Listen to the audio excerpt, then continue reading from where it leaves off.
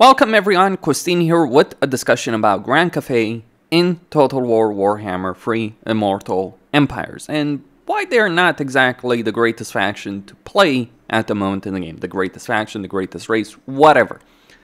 They do have issues, but let's be very clear. Cathay is a very strong race, but that's kind of part of the problem. Now, first off, let's start with climate and terrain, because those two things do matter a great deal in a campaign.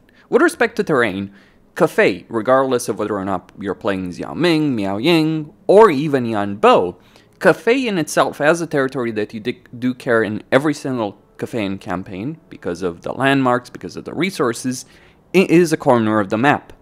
This in itself can cause issues. Not necessarily critical ones, but it does give you a safety net that you would be lacking in other campaigns. Now, you don't start in the corner in any of the Cathayan campaigns. You do start on the edge of it, like as Xiaoming, as Miaoying, and even Yanbo over here in the Celestial Riverlands.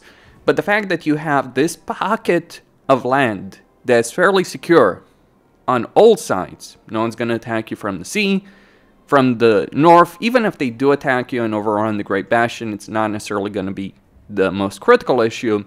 And from the west, well, Grimgor ends up fighting a lot of people. And even if Grimgor becomes a mega threat, by the time he becomes a major issue, it is not necessarily going to be a problem for you to deal with. But just the fact that you start in a corner is not the be-all and end-all in a campaign. Because, for instance, we have several legendary lords that do start in corners as well. We have Axiatl. Say what you will about the Lizardmen, but Axiatl does have a great campaign. We have Malekith, Grumbrindle, Valkia. They also start in corners or very close in corners, far more so than any of the Cathayan factions. And yet those campaigns, Malekith, Valkia, and Grumbrindle, do have a very interesting situation. But the problem is, the fundamental issue with Cathay is not just so much that you start in a corner, is that getting out of the corner is kind of redundant. Because one of the problems you do have as Cathay is the climate limitations. You have temperate, you have savanna, and you have desert. Now, there's plenty of desert and there's plenty of temperate, but it's very far away from your starting position. So, like, if we could have access to the Empire or Britannia or anything like that, that would be more interesting. Now, Yanbo does have jungle, to be sure, but the problem is, you look at Yanbo's situation, right? One, jungle as a climate is not particularly great, and the issue for Yanbo is, yes, he has a more interesting early game to some extent, because he also has to deal with Mazdamundi on top of the issues in Cathay. But the problem for Yanbo is, like, Morafi's not really going to be too much of a problem unless you decide to make it one, and why would you? The climate there is uninhabitable. Even with climate change mods like I'm using over here, like this is a modded campaign, you're not really incentivized to go to piss off Morafi. Why would you? Your objectives in a Yanbo campaign are in Lustria. So even in a Yanbo campaign who does have that extra bit of climate, you're not really in an interesting terrain situation. So you feel constrained by that. And besides, the mountains are don't particularly lend themselves to a great campaign. Darklands can be, but you just kind of feel like an outsider over there. So again, you can make things somewhat more interesting from a climate perspective, but again, it is a constraint. And the bigger problem over here, especially if you're playing vanilla, is that one of the issues with climate is that it limits your replenishment. And this is one of the fundamental issues that Cathay does have. For all their strengths, and I'll talk about those, they have one glaring weakness. They have no good way of increasing casualty replenishment. Now, you look at the cast warps, they do have a good way of increasing replenishment without utilizing heroes for that purpose. Because they have research, they have the capability through the conclave to increase casualty replenishment. They can do so via their army leaders. That is just not something that Cathay does have access to. Yes, you do have Logisticon over here, but it's way too deep over there. And even if we look at the Lord Magistrate, who does have access to it, it only ends up being 6%. 6% is not enough on its own, though you can argue about the Wuxing Compass, which can buff you up by 10%. But problem is, this bar will degrade if you move it anything in any other direction. And you kind of do want to move it because you get a 15% economic benefit over here. But yeah, the climate issue is compounded by the casualty replenishment problem, because with poor replenishment, you get affected by poor climate more so. Like, the economic cost of the climate is not an issue for Cathay, but the casualty replenishment issue is. Cathay has great armies, but one of the problems with those armies is that regardless of how good they are, and they're good in auto-resolve, they're good in regular battles, they are varied, but the problem is, by default especially, and even with modded campaigns, even if you improve your auto-resolve, even if you have a lot of benefits, you will end up potentially having to fight a lot of battles just because you can't afford taking the casualties. You will win them regardless, whether or not you fight them in field battles, but you want to fight them manually, and that leads itself, especially in vanilla, if you're playing vanilla campaign where you're fighting a bunch of awful battles, they know you're going to win, they're not going to be interesting, they're not going to be challenging, and you're just doing them to minimize casualties. That is the dynamic a lot of other races, or every other race pretty much has, but it is worse if you have low casualty replenishment. It's not as bad as Slaanesh, certainly, or even Siege, but it's still not a great situation to be dealing with. Now, here's the thing about Cathay. One of the great things about them. For a race, out of the Warhammer 3 baseline races, they were always the best. Better than Kislev, better than all the demons, far better than the ogres. We'll see how all that ends up playing out with the next DLC. But still, the thing about Cathay, not only do they have great units, but they also have variety of rosters. More so than the Empire. Maybe they don't have the same hero variety as the Empire, but they do have good infantry, good range units, good artillery, good magical users with astromancers and alchemists, movement range, monstrous units, flying artillery, and just a good all-around diverse roster. The problem is, you're probably not going to use it in a regular campaign, or it feels redundant to use it. Say what you will about the Empire, or the Dwarves, who also have a great variety of units. When you're playing a Dwarven campaign, vanilla, mod, it doesn't matter, you will want to use, Thunders, Iron Drakes at the very least, right? Cannons, Gyrocopters, that is variety in itself. If you're playing a Cathay campaign, especially vanilla, because of the growth situation, Cathay has decent growth, not the best, not the worst. Decent, like middle level. Though you can increase it.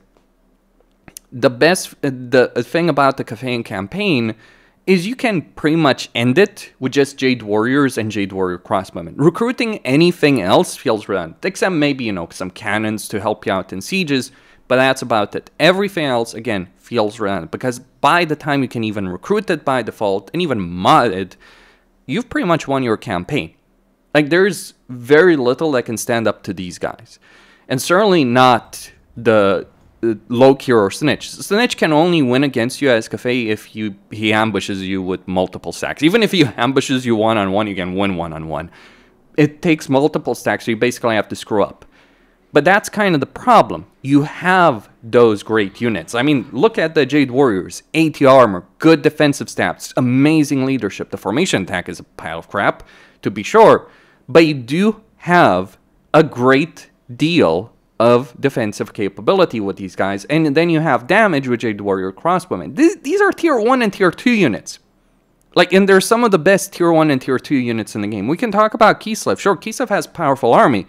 It's not this powerful.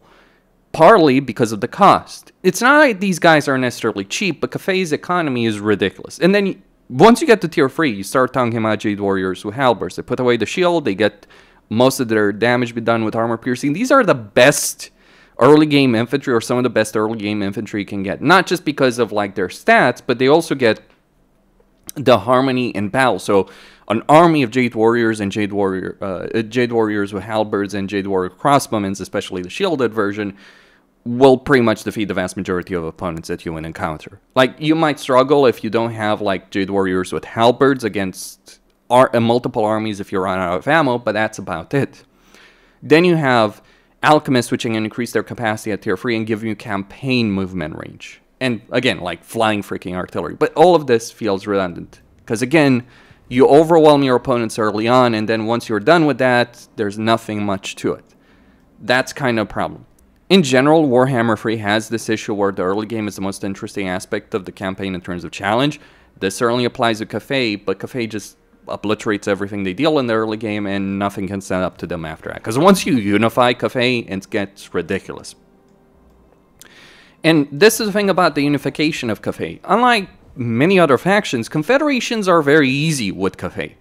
Maybe that's something other factions other races could benefit from, but you get so much in terms of diplomatic relations. Plus 20 diplomatic relations with Grand Cathay over here, through the Lord of Xiangyang, for instance, as a particular example, or the Great Embassy, which gives you diplomatic relations with all factions. So it is very, very easy to confederate the minor factions of Cathay, and even the major factions after a certain point. So over here in this campaign, for instance, I didn't confederate the Imperial Wardens. If I had done so, I could have prevented the fall of the Great Bastion, or certainly at least made Village work for it. But I got the Jade Custodians, I got the Burning Nomads over here to sell the Bamboo Crossing to Gel to get an alliance.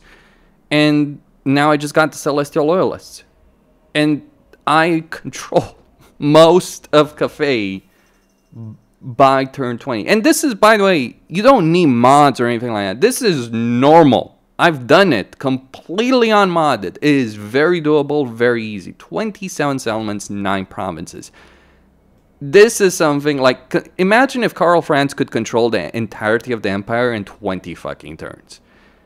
That alone would be a problem in terms of, you know, the enjoyment of that campaign. But Karl Franz at least has a more longer term potential, and does have flexibility in the terrain and climate and where he's going. Because even if the only option is to go to Camry, at least you can go to Camry and having suitable climate along the way.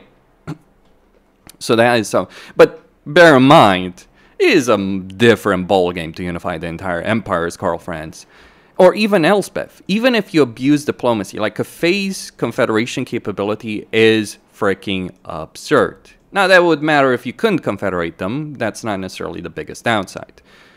But that lack of variety, like an army like this, ignore the legendary heroes for a moment, but an army like this, the Jade Warriors and Jade Warrior Crossbowmen, some regiments right now, and some starting units, they can and will defeat most of early game opponents. And if you can't afford one, and if one is not enough, you can bring 2 or 3, because this is the absolute insanity of Cathay, and one of the reasons their campaigns feel so dull, boring, and lame is they trivialize the game so many ways. Harmony, let's talk about this.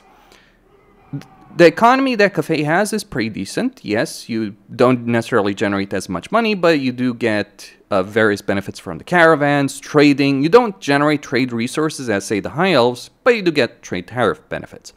And also, crucially, you get either an economic benefit in all provinces, in all settlements in a province, or you reduce the construction cost. This stacks, by the way, so you are looking at ridiculous modifiers. Not as much as the dwarves, but let me tell you, the dwarves are second fiddle compared to the bullshit that Cathay has. Enter the Harmony system. And Harmony has always been terrible. The initial system was terrible. The way they quote-unquote improved it is still terrible. Because either, if you go with Yin, you get a ridiculous construction benefit and growth benefit, so much for that particular problem. So you can construct things faster, you can construct them cheaper, or you can go with Yang and get recruitment benefits and recruit rank, recruitment capacity. You can get quite a few units recruited if you're playing a Cathayan campaign pretty quickly. I mean, your default recruitment capacity isn't great, but when you add everything together, yeah, that's crazy. But the most insane aspect is actually perfect harmony. Early on in a campaign, you probably would want a bit of Yang when you're recruiting your initial army, and then you'd want to switch to perfect harmony. And then once you're starting to grow your provinces, you may want to go with Yin. Or once you're focused on getting your settlements to tier 5, you might want to go with Yin and then switch back to harmony. That alone is tedious as hell. I just gotta point out, it's boring because like you're constantly switching structures. That's dull as shit. Like, oh, great, a lot of bullshit to waste my time. That's how it feels with harmony. That's always how it's felt with harmony. It is not a good system. It never has been a good system. It was always easy to get perfect harmony. People say, oh, it's a challenge. No, it's never been a challenge. It isn't a challenge. There's nothing to manage. The worst that happens with harmony is that you're literally not constructing stuff in a province just in order to maintain that. literally, while you're waiting for certain settlements, like you might get the tier 3 settlement, but you have a building slot, you don't want to spend that. So because you want to maintain a certain harmony level, so you wait for another settlement. That's kind of the norm in a Cathay campaign. But here's the thing that gets ridiculous with Cathay, and it's very easy to do. Even when you're conquering territory, it's very, very easy to maintain perfect harmony. You get minus 25% upkeep benefit, 20% campaign movement range, and 15% income from all buildings. One of the reasons Cathay is so freaking ridiculous, one, they get heroes that increase campaign movement range, and then you have a province-wide effect that buffs that movement range even further. If I'm trying to say over here that Cathay, pretty much from the start of their campaigns, can get to maximum campaign movement range or very early on in their campaigns, that's exactly what I'm trying to say. Consider the implication. That's one of the reasons you can obliterate Lokir and Snitch, because you outmaneuver them. And that's a bit ridiculous thinking about the Skaven with their underway and the large number of armies that AI Skaven recruit, but that is one of the principal benefits of Cathay. But then you have that minus 25% upkeep. But it's not just minus 25%. Oh, if you think that's just minus 25%, no. Ignoring the fact that your income is 15% better through this, there is more to this ridiculous nonsense. Like, you look at Jade Warriors, they're 137 upkeep. Reduce that by a quarter. That alone is one of the most significant economic benefits that any race can have in the fucking game. But it gets worse. And yes, I do mean worse, not better. Better in terms of strength perspective. Because, see, Cathay's research tree, I'll get into more details on this, but it has some interesting things. It has the Right of Yang. It has the Grace of Kuai Yin. So you get an additional minus 10% upkeep for your entire army, Yin or Yang. So you're looking at minus 35% upkeep for all of your freaking units. But your army, early on especially, will be principally made up of Jade Warriors. Enter the new Gate Master, who has a particular ability over here in the Jade Standard, which is an additional minus 10% upkeep. Every army that you have, early on in particular, can have a minus 45% upkeep. Do you know what level that ridiculousness is? That is a level of ridiculousness that compares to the legendary difficulty AI upkeep benefits. Yes, it is that absurd. And we're not even finished. No, because Cathay actually has an additional thing that is available over here. They get the Jade Sculptor. Yeah. The Jade Sculptor. The Sword Master, which is an additional 8% for Jade Warriors and Jade Warriors with Halberds. For your melee units. Doesn't apply to your ranged units. But absolutely freaking insane. And that's ignoring the plus 15% economic benefit that you get for perfect harmony in a province, that you can then stack with a 15% economic benefit. So your economy is 30% stronger than it actually looks on paper, and you have such an upkeep benefit of 53% for Jade Warriors, or 45% for everything else. To understand how ridiculous that is, I have 17 freaking armies over here just because of the Confederation. And yet my upkeep level might as well be as if I had 3. And if I disband some of these armies, get rid of some of these guys, that that upkeep downside, quote-unquote downside, goes away.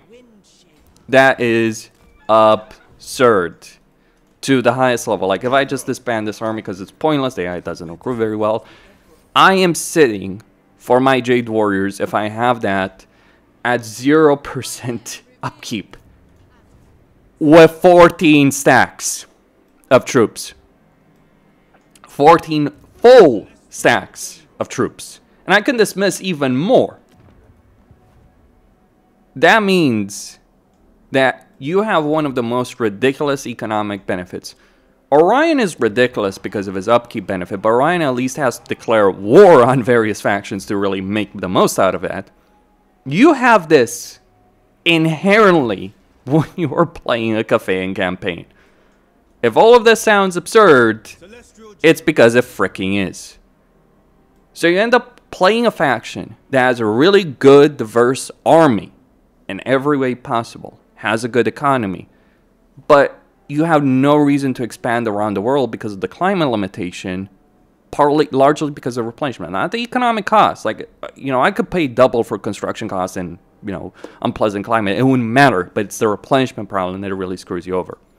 And all those fun and interesting units that you do have in a Cathayan campaign, they're meaningless because you never need to use them. And by the time you can use them, you've won, pretty much. In every single scenario, you win. Like, look at this army. You think the Norskins over here are going to be able to stop that army? Like, oh yes, a bunch of skin wolves versus celestial lions, artillery jade warriors with halberds. Sure, there's multiple of them. There's that's quite a tough fight, and village is certainly coming in. But geez, that is not going to work out well for the Norskins over there. And that kind of the thing.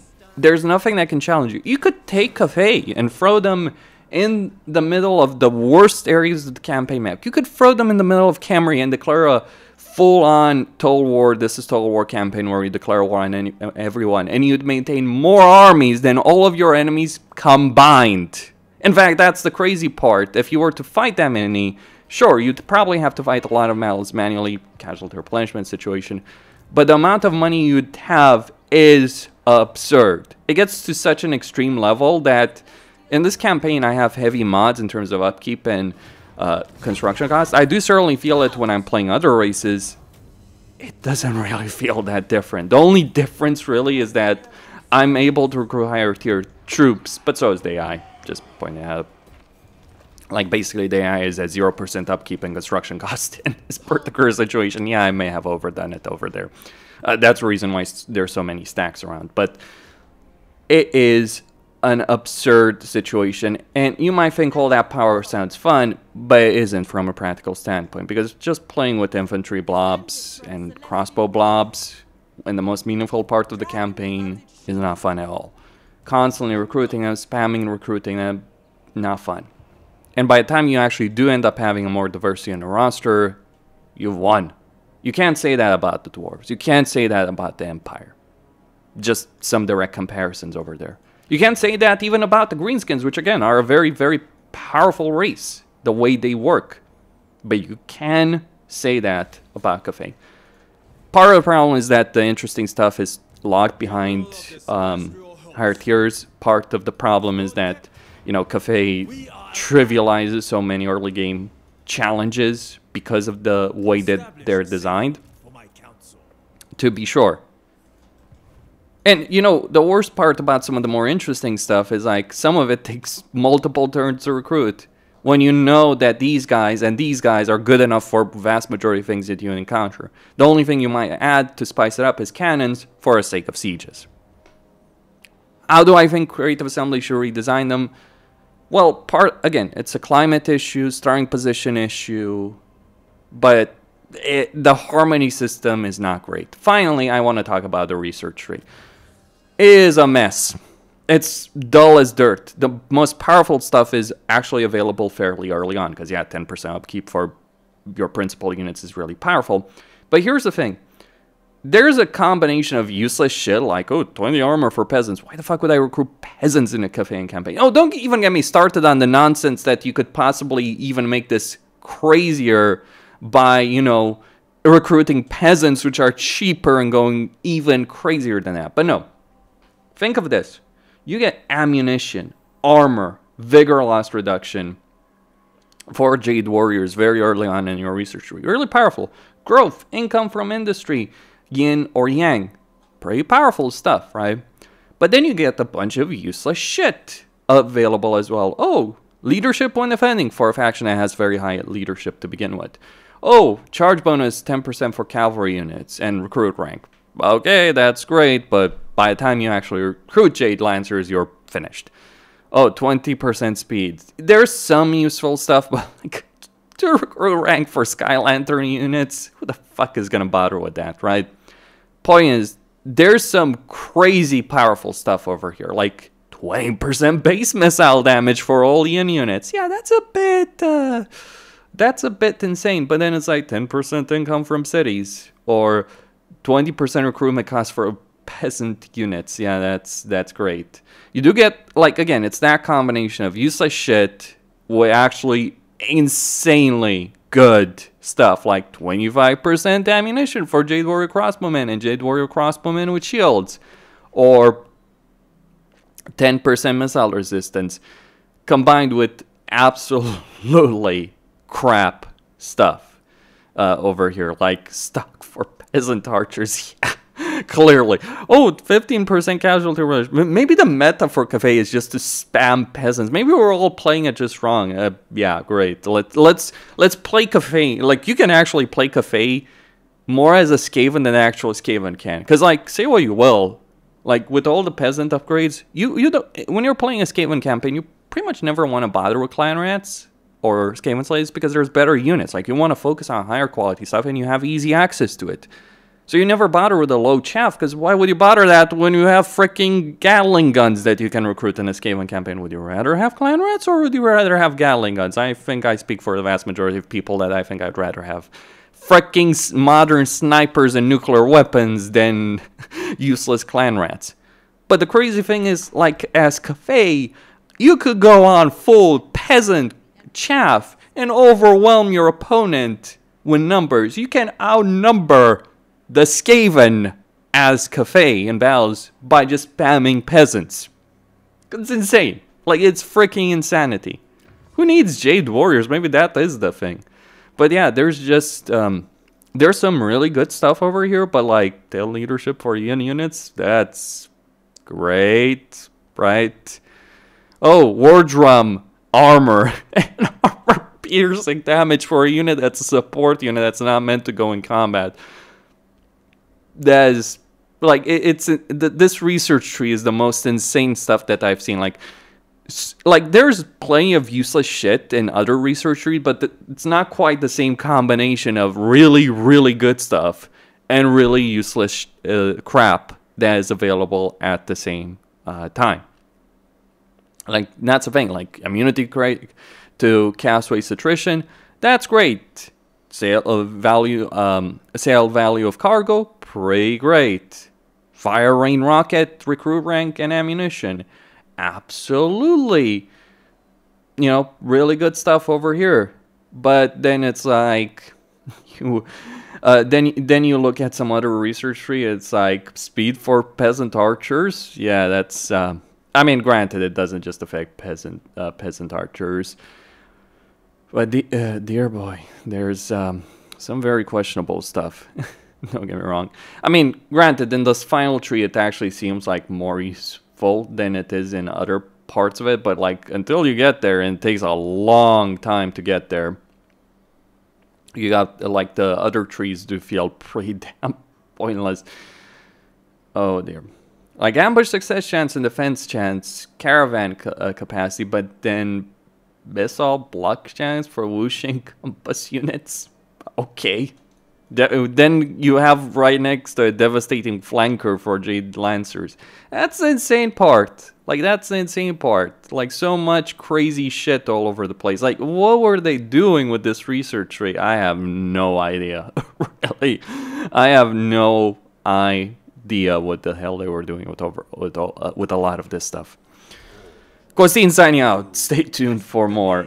Yeah, Cathay needs some help. Like, the thing is, I would say they're not necessarily priority from a theoretical standpoint, but from a practical standpoint, they're as fun as playing with dirt. Actually, playing with dirt is actually far more interesting than playing Cathay at the moment. Powerful race, but geez, what a dull experience. Costin signing out.